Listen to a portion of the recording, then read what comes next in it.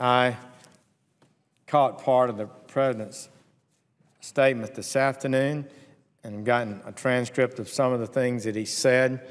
As ranking member on the Budget Committee, as someone who's wrestled with these numbers for 2 years very intensely, I was shocked. The President said again that he has a plan and his plan would he has a vision of how to create a strong, sustained growth and how to pay down our long-term debt. He does not have such a plan. His plan comes nowhere close to balancing the budget in 10 years, not a single year. The lowest single deficit he would have in 10 years is $607 billion, according to the Congressional Budget Office. Not me, the Independent Congressional Budget Office. And it's not accurate. And how can we have a bipartisan discussion on how to solve the sustained debt threat that we have in this nation if the President goes around saying his plan will help pay down our debt? It does not pay down the debt, doesn't come close to paying down the debt. And he said that last year. And I grilled his budget director at the committee. And he could not defend that statement because it's indefensible. Nobody can defend that statement. And if any member of this Congress, this Senate, a Democrat member, I urge you to come down and tell me if the plan laid out by the President of the United States, the only plan we've seen, his budget plan, pays down the debt. And the President suggests, if you listen to his speech, don't worry about it, I've got a plan. We're moving along fine.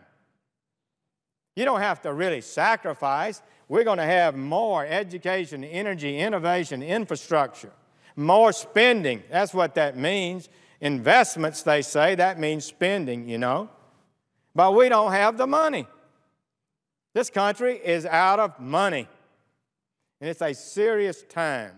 And we've got to make some tough decisions. And we need a chief executive telling the American people the truth about where we are rather than promising some balanced budget paying down debt that's nowhere in his plan when it's looked at.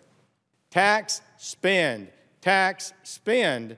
That's what this President's philosophy is. And if he wants to stand for that, campaign on that, run on that, well and good. Be honest with the American people.